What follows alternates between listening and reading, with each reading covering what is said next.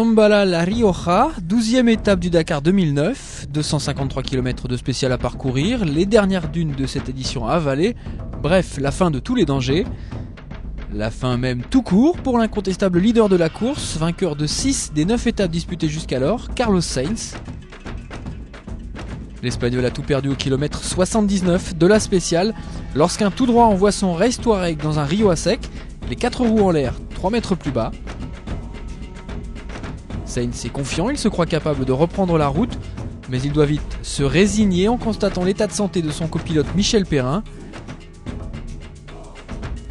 Épaule en vrac, celui-ci ne peut pas aller plus loin. Avec près d'une demi-heure d'avance sur son coéquipier Mark Miller et 3 étapes plutôt à son goût à venir, la victoire finale semblait promise au Matador pour sa 3e participation au Dakar. En 2007 déjà, un succès lui était promis, mais un problème mécanique avait mis un terme à ses rêves de victoire. La liste des malheureux perdants du Dakar s'est donc enrichie d'un nom, le sien. Grand bonhomme de l'étape qu'il a remporté, Giniel De Villiers devrait donc inscrire son nom au palmarès de l'épreuve. Le Sud-Africain, auteur d'un festival du kilomètre 140 à l'arrivée, reprend les commandes de la course grâce à ce succès acquis avec 16 minutes d'avance sur Mark Miller. 3e victoire d'étape cette année pour lui et une avance de 2 minutes 35 sur son coéquipier américain.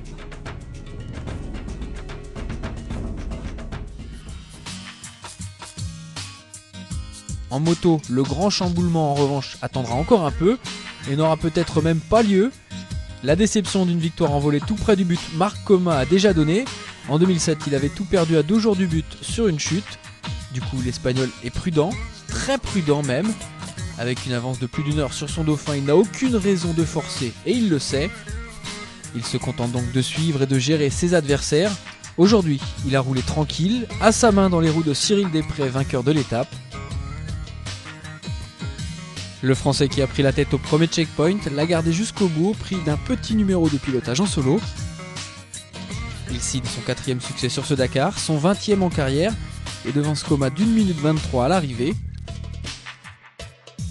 Il profite même des problèmes d'huile de David Frétinier pour reprendre la 2e place au général, après d'1 heure et demie de Marc Coma tout de même.